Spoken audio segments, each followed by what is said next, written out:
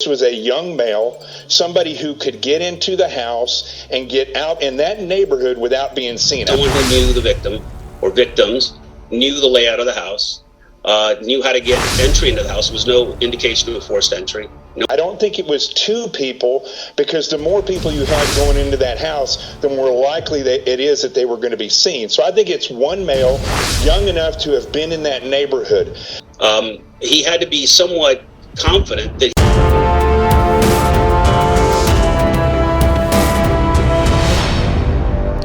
This is Reporter Room with Jessica Della Davies. Hello, Reporter Room investigators. This case, just when you think you know everything, it just gets crazier. I don't know what to think about this. We have so much stuff to get into. Let's get started. Today, we're going to be talking about Bryan Kohberger, red pill, black pill, Papa Rodger's connection, the roommate witness, and was Bryan stalking someone at 1122 King Road? Bryan is going down, and this is why. This case is going to be mostly a circumstantial case.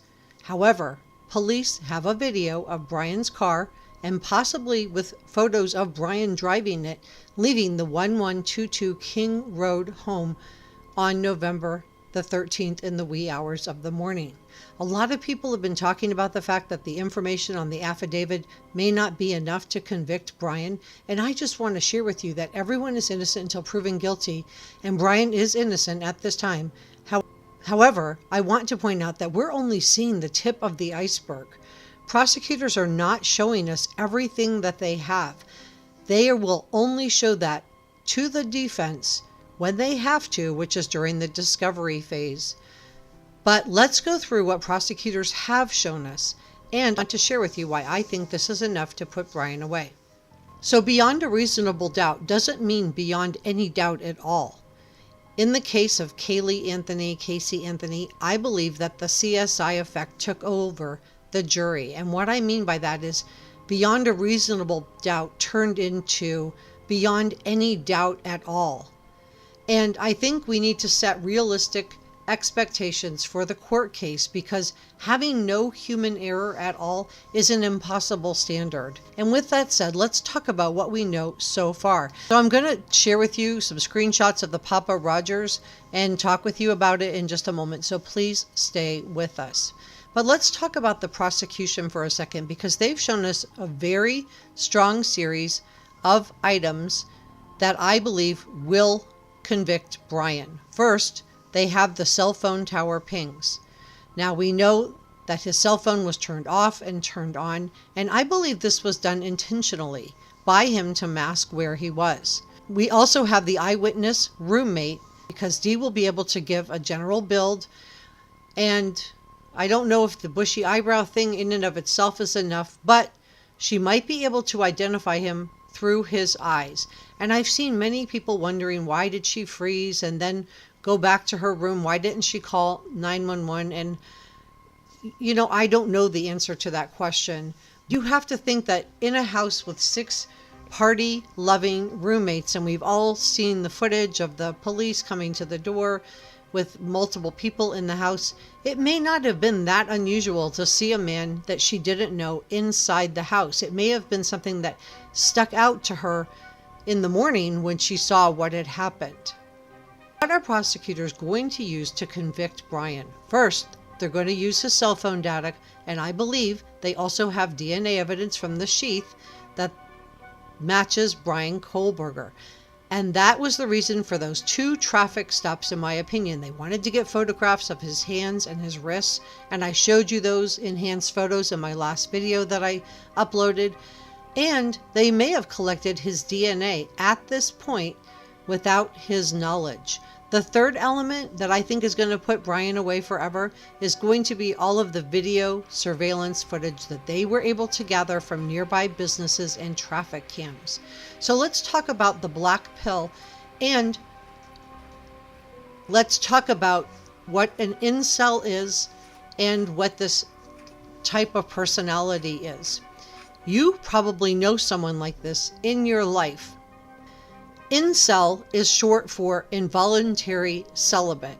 They're heterosexual men who blame women and society for their lack of romantic success. So an incel's hatred for women is rooted in the belief that women have too much power and they are ruining their lives by rejecting them. The black pill generally refers to a commonly held set of beliefs in this involuntary celibacy type of community. They believe in biological determinism, fatalism, and defeatist beliefs for people who are not attractive. They believe that they are being black-pilled. And this is a really extreme ideology that is a fundamental rejection of women's independence. So who was Papa Rodger based on? Many of us believe that Papa Rodger is Bryan inserting himself into the case. And I also shared with you information about Bryan being in our Reddit chat rooms. So was Papa Rodger Bryan? And who was this profile based on? Well, in my opinion, I do believe it's very possible that it was Bryan. And everything I'm sharing with you is my opinion. So if this profile was created by Bryan, then he based it on Elliot Rodger, who unalived 6 people and injured 14 others before doing away with himself in California back in May of 2014. Elliot Rodger drew national media attention to the concept of involuntary celibacy. Did Bryan self-identify as an involuntary celibate? And did he idolize this weird creepo Elliot Rodger? I've heard a lot of people talking about Bryan as being bright, and I don't think he is, and I'm going to share with you why. And I'm also going to talk about the roommate in just a second, so please stay with me. Everything I'm sharing with you today is my opinion, and opinions are not facts, so please don't send any negativity to anyone. Let's be kind to each other. This video is for educational and entertainment purposes only. Please subscribe, hit the notification bell, and give this video a thumbs up so I know you were here. So Bryan is not a bright guy, and here is what John Kelly, who is an internationally recognized criminal profiler, had to say about Bryan. He stated that Bryan likely made a series of mistakes that led to his arrest, if he is indeed found guilty. Remember, everyone's innocent until proven guilty. So he said, quote, "What's interesting is how people are talking about how smart he is. Looking at it from an investigative standpoint and looking at the mistakes he made, criminology 101, he looks like a moron to me." John Kelly pointed out that if Bryan inserted himself into true crime groups on Facebook and Reddit as speculated, that would be a major mess up. And he said that any type of injection is how they catch him. They think they're outsmarting people, but they're not.